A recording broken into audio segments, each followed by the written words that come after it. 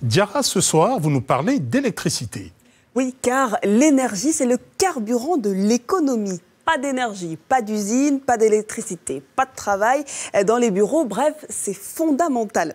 Et selon l'Atlas des ressources en énergie de l'Afrique, la consommation énergétique du continent est la plus faible au monde et demeure inchangée depuis l'an 2000. On estime que l'on aura besoin de plus de 36 000 milliards de francs CFA par an contre des investissements énergétiques de l'ordre de 5 000 milliards de francs CFA actuellement. Mais quelle est la consommation actuelle du continent ? Alors, selon ce même rapport, l'Afrique, qui concentre 16% de la population mondiale, a une consommation énergétique de seulement 3%. Rendez-vous compte, l'Afrique a vraiment une part minime et consomme très très peu.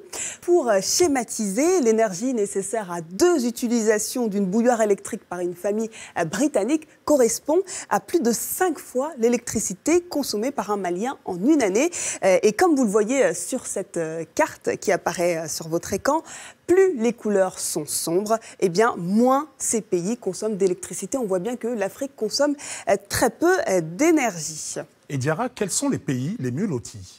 Alors, je vous propose de regarder ce classement des États d'Afrique subsaharienne qui montre le taux d'accès à l'électricité. Et on a en tête Maurice, le Cap-Vert et le Gabon qui atteignent des taux avoisinant les 100%.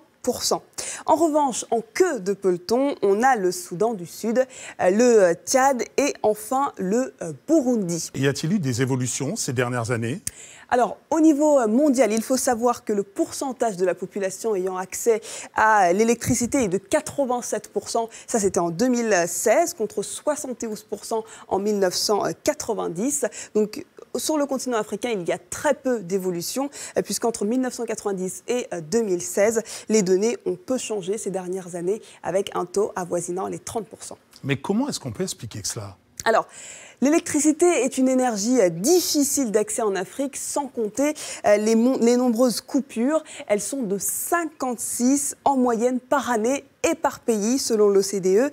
Et il faut dire que le prix de l'électricité est très cher. Il est d'ailleurs le plus élevé au monde, en cause notamment le prix des matières premières comme le pétrole et le fioul nécessaires à la production d'électricité, les infrastructures inadaptées et la frilosité des investissements. Et pourtant, Robert, les ressources sont immenses. L'Afrique, c'est plus de 10 terawatts de solaire, 35 gigawatts d'hydroélectricité, 110 gigawatts d'éolien et un surcroît de 15 gigawatts de géothermique. Voilà, des coupures intempestives sur le continent qui ont de nombreuses conséquences, surtout quand on est en train de regarder réussite. Absolument, Robert, vous avez tout à fait raison. Les particuliers sont embêtés, mais également les entreprises. Plus de 40% des entreprises situées dans les pays les moins avancés sont freinées dans leurs activités par un approvisionnement en électricité inadéquate, peu fiable et très coûteux. Chaque mois, les entreprises subissent en moyenne 10 coupures de courant d'une durée approximative de 5 heures qui leur coûtent 7% de leur chiffre d'affaires. Merci Diarra pour toutes ces informations et on se retrouve bien entendu le mois prochain. Merci Robert. Tout de suite, une innovation.